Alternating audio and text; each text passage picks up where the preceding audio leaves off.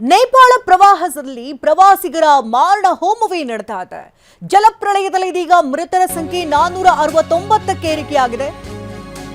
ಘಟನೆ ನಡೆದು 24 ಗಂಟೆಗಳು ಕಳೆತಾ ಇದ್ದಂತೆ ಸ್ಮಶಾನದಂತೆ ಭಾಸವಾಗ್ತಾ ಇದೆ.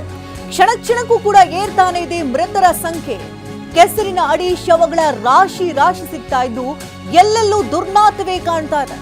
ನಾಪತ್ತೆಯಾದವರ ಶೋಧ ಕಾರ್ಯವೇ ಸವಾಲಾಗಿದ್ದು 288 ಭಾರತೀಯರು ಸೇರಿ 1500 ಜನ ನಾಪತ್ತೆಯಾಗಿದ್ದಾರೆ. ಕಣ್ಮರೆಯಾದವರಲ್ಲಿ ವಿದೇಶಿ ಪ್ರವಾಸಿಗರೇ ಹೆಚ್ಚಿದ್ದಾರೆ ಅಂತ ಕೂಡ ಹೇಳಲಾಗ್ತಾ ಇದೆ. ನೇಪಾಳದಲ್ಲಿ ಈಗಾಗಲೇ ರಕ್ಷಣಾ ಕಾರ್ಯಾಚರಣೆ ಕೂಡ ಭರದಿಂದ ಸಾಗಿದೆ. ಪ್ರವಾಹದ ಭೀಕರತೆ ಸ್ಯಾಟಲೈಟ್ನಲ್ಲಿ ಈಗ ಸರಿಯಾದಂತಹ ದೃಶ್ಯಗಳು ಕೂಡ ಪ್ರವಾಹದ ಭೀಕರತೆಯನ್ನು ಕೂಡ ಬಿಚ್ಚಿಡ್ತಾ ಇದೆ. ಅಂದರೆ ಪ್ರವಾಹಕ್ಕೂ ಮುನ್ನ ಹೇಗಿತ್ತು ಹಿಮಸರೋವರ, ಹಿಮದಿಂದ ಆವೃತವಾಗಿದ್ದಂಥ ಸ್ಥಳ ಈಗ ಖಾಲಿಯಾಗಿದೆ. ಇದು ಸ್ಯಾಟಲೈಟ್ನ ದೃಶ್ಯಗಳನ್ನ ನೋಡ್ತಾ ಇದ್ದೀವಿ. ಇದು ಪ್ರವಾಹದ ಹೊಡೆತಕ್ಕೆ ಸಿಕ್ಕಿ ನಲಗಿದಂಥ ಸಂದರ್ಭದ ದೃಶ್ಯಗಳು. ಪ್ರವಾಹದ ಹೊಡೆತಕ್ಕೂ ಮುಂಚೆ ಇದ್ದಂತಹ ದೃಶ್ಯಗಳನ್ನು ಕೂಡ ಒಂದು ಕಡೆ ಗಮನಿಸ್ತಾ ಇದ್ದೀರಿ. ಕಲರ್ಫುಲ್ ಆಗಿದ್ದಂಥ ಆ ಪ್ರದೇಶ ಈಗ ಕಂಪ್ಲೀಟ್ ಆಗಿ ಬರಿದಾಗಿ ಹೋಗಿದೆ. ಈ ಬೂದಿ ಯಾವ ರೀತಿ ಇರುತ್ತೋ ಅದೇ ರೀತಿಯಲ್ಲಿ ಕಾಣ್ತಾ ಇರೋದಂಥ ದೃಶ್ಯಗಳನ್ನ ನೋಡ್ತಾ ಇದ್ದೀವಿ. ಪ್ರವಾಹದ ತೀವ್ರತೆ ಹೊಡೆತ ಯಾವ ಮಟ್ಟಕ್ಕಿತ್ತಂತಂದರೆ ಅಲ್ಲಿದ್ದಂಥ ಎಲ್ಲ ಪ್ರದೇಶವನ್ನು ಒಮ್ಮೆಲೆಗೆ ಆಪೋಷಣ ಪಡ್ಕೊಂಡ್ಬಿಟ್ಟಿದೆ. ಇಡೀ ಊರೇ ಬದಿಯಿಂದ ತುಂಬ ಹೋಗಿದೆ.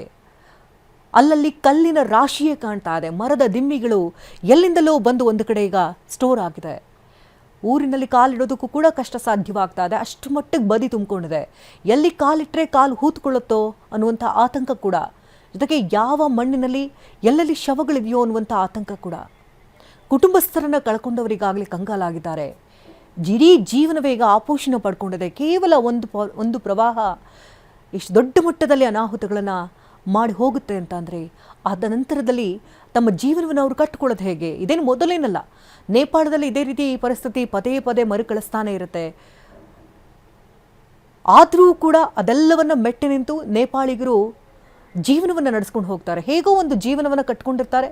ಎಲ್ಲವೂ ಕೂಡ ಸುಖಮಯವಾಗಿ ಸಾಕ್ತಾ ಇದೆ ಅನ್ನುವಷ್ಟರಲ್ಲಿ ಇನ್ನೇನೋ ಒಂದು ಅವಘಡಗಳು ಸಂಭವಿಸ್ಬಿಡುತ್ತೆ. ಚೀನಾದಿಂದ ಸ್ವಲ್ಪ ಎಚ್ಚರಿಕೆ ಕೊಟ್ಟಿದ್ರು ಕೂಡ ಬಹುಶಃ ನೇಪಾಳಿಗರು ಆ ಸಂದರ್ಭದಲ್ಲಿ ಎಚ್ಚೆತ್ತುಕೊಂಡು ಸಾವಿರಾರು ಜನರ ಜೀವ ಉಳಿತಾ ಇತ್ತು.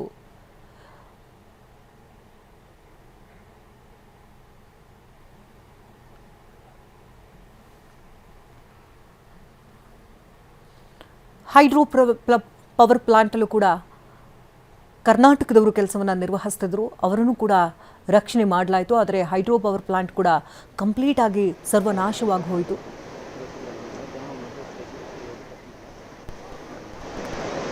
TV9 ಕೂಡ ಅಲ್ಲಿಂದ ಸ್ಥಳದಿಂದ ಪ್ರತ್ಯಕ್ಷ ವರದಿಯನ್ನು ಕೊಟ್ಟಿರೋದನ್ನ ನೋಡ್ತಾ ಇದ್ದೀರಿ.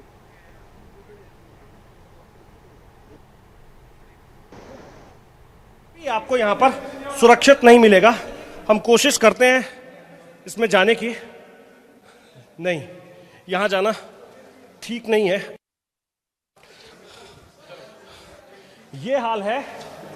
एक्सरे वाला जो रूम है, वो जो एक बड़ा सा हॉल है, कमरा है, रूम नंबर 104. आइए आगे की तरफ चलकर देखते हैं. यहाँ जितने स्ट्रेचर हैं, जो बेड हैं, वो सब बर्बाद हो चुके हैं. या तो बह गए या फिर वो बर्बाद हो गए. कुछ भी सुरक्षित नहीं है. जिससे सब कुछ ठीक होता था, जिस स्थान पर आकर लोग खुद को ठीक मानते थे, उस स्थान पर अब कुछ भी ठीक नहीं है. अस्पताल में हजूर एक क्षण.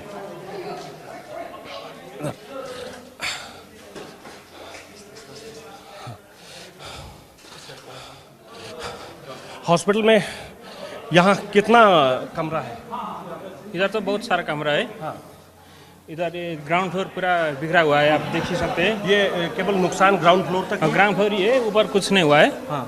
मगर ये जल्द से जल्द हमको साफ करना है. हाँ. और ये बहुत टाइम लगेगा क्योंकि ये बहुत दलदला है.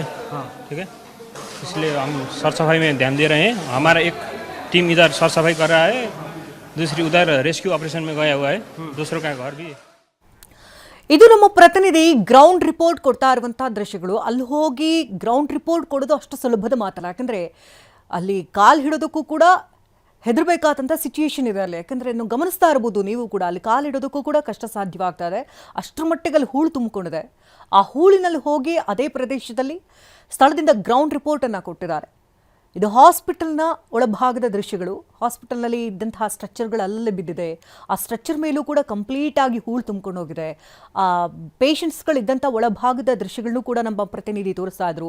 ಅಲ್ಲಿ ಒಳ ಹೋಗೋದಕ್ಕೂ ಕೂಡ ಸೇಫ್ ಅಲ್ಲ, ಯಾಕೆಂದರೆ ಅಷ್ಟರ ಮಟ್ಟಿಗೆ ಅಲ್ಲಿ ಹೂಳು ತುಂಬಿರೋದ್ರಿಂದಾಗಿ ಅಲ್ಲಿ ಕಾಲಿಟ್ಟು ಎಲ್ಲಿ ತಾವು ಕೂಡ ಹುದುಗೋಗಬಹುದು ಅನ್ನುವಂಥ ಆತಂಕ ಕೂಡ ಇದೆ. ಅಷ್ಟರ ಮಟ್ಟಿಗೆ ಬದಿ ತುಂಬಿಕೊಂಡಿದೆ. ಆ ಬದಿಯಲ್ಲೇ ಅವರು ಒಂದು ಸ್ಥಳದಿಂದ ಒಂದು ಪ್ರತ್ಯಕ್ಷ ರಿಪೋರ್ಟನ್ನು ಕೊಟ್ಟಿದ್ದಾರೆ. ಅಲ್ಲಿ ಹೂಳೆತ್ತುವಂತಹ ಕೆಲಸಗಳು ಕೂಡ ಆಗ್ತಾ ಇದೆ. ಆ ಹೂಳಿನಲ್ಲಿ ಅಲ್ಲಿದ್ದಂತಹ ಪೇಷಂಟ್ಸ್ಗಳ ಶವ ಇದ್ರೂ ಇರಬಹುದು ಅಂತ ತಡ್ಕಾಡಲಾಗ್ತಾ ಇದೆ.